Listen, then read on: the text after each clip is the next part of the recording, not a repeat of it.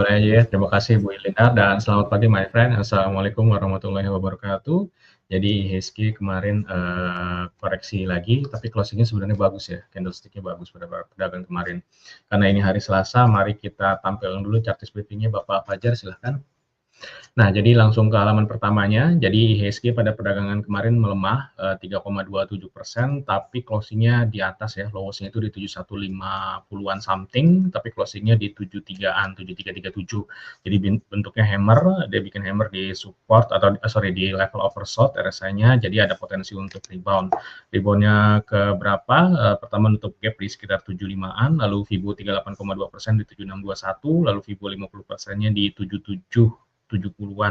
Jadi untuk level saat ini potensinya lebih cenderung naik, rebound daripada koreksi lagi. Seandainya koreksi lagi itu bawahnya ada di 7157, bawahnya lagi di 7053. 7053 itu adalah target double top yang kemarin ya. Jadi sebenarnya kemarin mungkin hitungannya udah kena target double topnya, targetnya itu di 7053, kemarin closingnya di di lowestnya di 7157. Ya mungkin udah dianggap kena.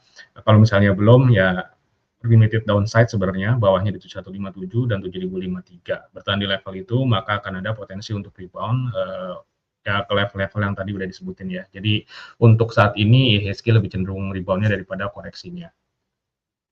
Nah, untuk pivot date-nya, jadi seperti yang diberitakan, seperti yang sudah disebutkan minggu kemarin, itu pivot date-nya yang adalah di tanggal 9 Maret, which is kemarin. Jadi kita expect tanggal pentingnya itu either kemarin atau maksimal hari ini. Setelah itu, karena ini koreksinya udah beberapa hari ya, kemungkinan itu jadi bottom 9 atau 10 hari ini. Dan setelah itu IHSG berpotensi rebound, nanti tanggal penting selanjutnya ada di tanggal 17 Maret itu adalah hari terakhir perdagangan sebelum libur Lebaran. Jadi ya mungkin saya nggak berharap kayak yang terjadi di tahun lalu ya, kan volatile banget sebelum Lebaran dan setelah buka kemarin ya. Jadi bisa dilihat kembali chartnya di tahun lalu. Tapi kalau tanggal pentingnya kira-kira itu di tanggal 17 selanjutnya, lalu di setelah tanggal 17 itu ada di tanggal 30, itu di hari Senin nanti setelah libur Lebaran. Jadi itu tanggal pentingnya untuk IHSG selanjutnya. Foreign flow-nya tampaknya untuk IHSG return-nya memang negatif, tapi aslinya masuk net buy. Gambar saya dihilangin dulu Bapak Fajar, tolong biar kelihatan. Jar, Bapak Fajar. Nah, sip, thank you. Jadi untuk di Maret kemarin aslinya net buy, walaupun IHSG-nya melemah, tapi aslinya net buy. Jadi di bulan Maret month to date itu plus 3,3 T. Ini all market ya, nego juga masuk. Jadi Februari positif walaupun kecil, Maret itu sampai kemarin itu masuk net buy. Jadi Januari memang net sell luar biasa besar. Jadi total year to date masih minus 6,1 T untuk IHSG per kemarin.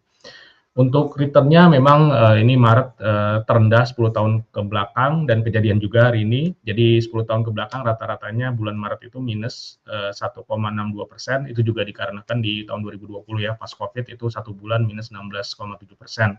Jadi per kemarin month to date Maret itu minus 10,9%. Tapi harusnya sih balik ya nanti sampai akhir Maret. Jadi Januari, Februari, Maret ini tiga-tiganya masih merah untuk IHSG-nya. Semoga lekas sembuh ya. Dan nanti di April bisa balik lagi untuk IHSG-nya. Nanti di April rata-rata 10 tahun ke belakang sih plus ya 0,97%. Nah ini based on market cap. Di luar ini yang ingin saya highlight itu ada pertama ada di rupiah. Rupiah kemarin sempat break di 16.928, tapi di closing marketnya jam 4-an itu kayaknya ada mungkin intervensi kayaknya ya. Jadi balik lagi di bawah 16.9. Jadi based on chart ini jangan sampai rupiah itu break dan maintain di atas 16.928, itu potensinya ke 16.976, 17.70, lalu 17.148 target capit handle-nya. Stay di bawah 16.9 maka rupiahnya berpotensi balik lagi ke 16.750-an untuk rupiahnya. Jadi jangan sampai bikin higher high untuk rupiahnya. Lalu kita skip aja. Nah, untuk komoditi, untuk di gold, bagi yang punya Antam, MDKA, ARCI, PSAB, kok malah turun ya. Nah, harga goldnya begini, jadi belakangan malah sideways ya, koreksi dan sideways. Jadi waktu itu sempat goldnya break di 5.092, Tapi koreksi setelah itu. Bagusnya sih memang nggak break di bawah 5.090-an ya. Jadi so far masih stay di atas 5.090-an. Bertahan di level itu kita expect cuma koreksi sehat, potensinya scanning triangle arahnya ke last high di 5598, lalu di target scanning triangle-nya di 5906. Di bawah 5.090-an atau 5.050 lah, baru ada potensi untuk batal jadi bearish nanti justru goldnya. Jadi kemarin oilnya naik, CPO-nya naik, call-nya naik, tapi gold-nya kemarin nggak naik ya. Nah, untuk oilnya sendiri kemarin udah naik gila-gilaan, itu highs-nya kemarin di 119,8, $120 per barrel, dan udah kena target kita di 80,4, udah jauh banget. Ini target double bottom-nya juga di 114,4 udah lewat. Jadi jangka pendek ada potensi koreksi dulu, itu arahnya di 93 sampai di 86 untuk harga minyaknya. Lalu nikelnya kok belum naik Pak, ya harga nikelnya aja begini-begini aja ya. Jadi kenapa infonya nggak naik, DKFT-nya nggak naik, TINS-nya ya, juga ikutan nggak naik, ya karena nikelnya gini-gini aja, jadi masih sideways, nggak naik, nggak turun juga, break di 16.8 atau 16.4 justru nanti malah jadi bearish nikelnya. Ini kita lewat untuk call-nya kemarin naik, itu kenapa ITMG-nya strong banget. Jadi kemarin sempat ke 150-an call-nya, jadi kena target kita double bottom ya di cup with handle di 148. Jadi setelah itu jangka pendek ada potensi koreksi dulu. Supportnya itu di 130 sampai di 124 untuk call-nya. Tapi bertahan di level itu berarti cuma bikin wave 4, lalu nanti ada potensi untuk lanjut trail lagi. Terakhir ada di CPO-nya belakangan naik lumayan kenceng, jadi ini mungkin the new rising star ya untuk CPO price-nya. Sekarang udah di atas EMA 200 jauh, kemarin break di last high 4340 dan next-nya akan ngetes resistance di 4614 ringgit per ton. Jadi break di 4614 itu ada potensi bikin double bottom, potensinya itu ke 5746. Jadi kenapa TAPG-nya bagus, DSNG-nya lumayan kemarin melawan ya. LSIP-nya juga bagus, ahlinya belum.